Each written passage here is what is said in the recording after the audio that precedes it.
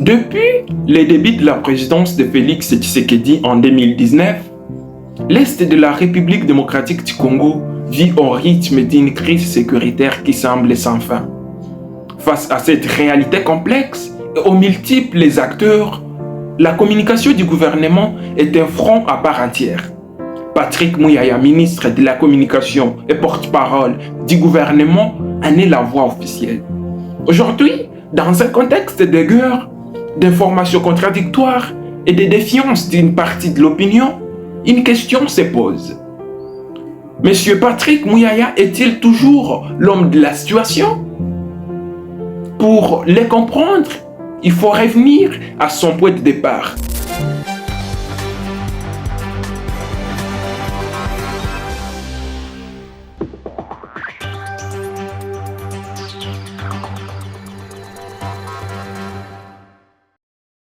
Monsieur Patrick Muyaya Katembwe a été nommé pour la première fois ministre de la Communication et des Médias et porte-parole du gouvernement de la République démocratique du Congo.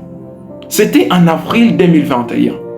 Sa nomination coïncide presque jour pour jour avec la résurgence du M23 qui deviendra plus tard l'AFC M23. La prise des fonctions du ministre se fera donc non pas dans le calme des dossiers, mais dans le vacarme de la guerre. Dès les premiers jours, sa mission est claire, être la voix d'un gouvernement et d'une nation sous le choc d'une nouvelle offensive majeure. Rapidement, Muyaya met en place ce qui ressemble à un véritable manuel de communication de crise en temps de guerre. Son tout premier pilier est la verticalité et la solennité de l'information. Le message vient d'en haut dans un format très contrôlé. L'épidémie, la crise, mais c'est la capacité de nous adapter. Parce qu'en fait, l'entrepreneuriat, c'est quoi? C'est la capacité à donner une réponse à un risque. Le deuxième pilier est ce qu'il qualifie de front médiatique avec son fameux slogan que nous connaissons tous de changement de narratif. Son Muyaya, la communication officielle radicalise son discours contre le Rwanda, accusé de soutenir les M23. Les termes sont forts, sans ambiguïté. C'est une diplomatie par micro interposée. Et je ne souhaiterais plus que vous parlez de l'AFC M23, c'est le Rwanda qui opère. C'est l'armée rwandaise qui opère. Mais alors, Dans le travail que nous faisons sur le narratif, nous insistons beaucoup. Et donc nous nous focalisons sur les différents fronts militaires, diplomatiques, économiques, judiciaires et médiatiques pour nous assurer que nous donnons la réponse qu'il faut. Son troisième pilier est bien la réactivité numérique. Monsieur Patrick Muyaya et son équipe investissent massivement dans les réseaux sociaux, notamment Twitter, pour contrer la propagande adverse en temps réel, pour annoncer les victoires et démentir tout ce qu'il y a comme rumeur. Aujourd'hui, cela fait 4 ans. 4 années de guerre, 4 années de micro tendus. Si l'on considère que son mandat était avant tout de mener une guerre de communication sans merci contre un adversaire redoutable sur ce terrain, alors le bilan est net. Il l'a fait.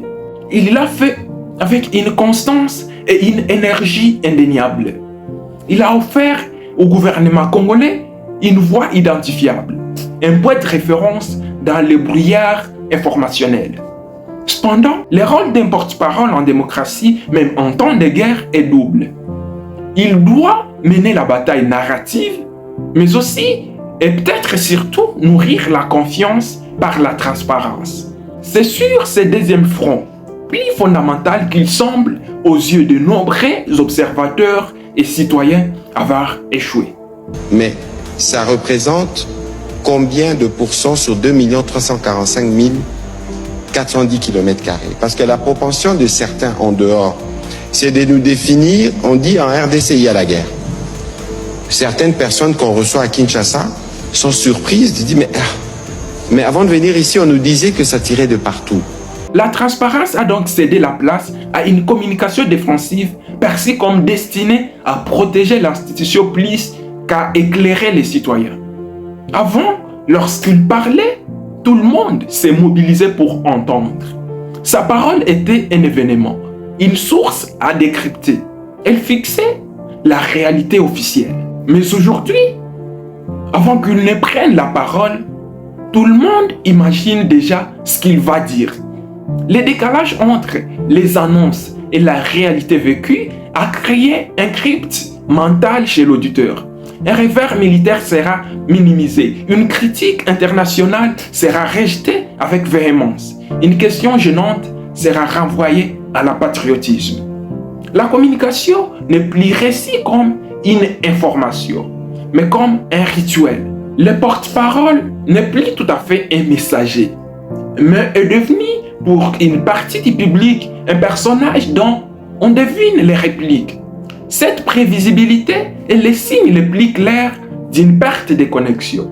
La parole officielle tourne en boucle, tandis que le pays, lui, continue de briller. Nous parlons souvent du poison rwandais. Il faut faire. Alors, dans la gymnastique du rôle entre père et fils, le père renie le lien avec le fils. Le fils renie le lien avec le père. Mais nous tous, nous savons. La brigade avancée de l'armée rwandaise qui s'appelle M23. Au chapitre de l'intégration, spécifiquement, on parle de l'intégration au cas par cas. Le paradoxe est donc cruel.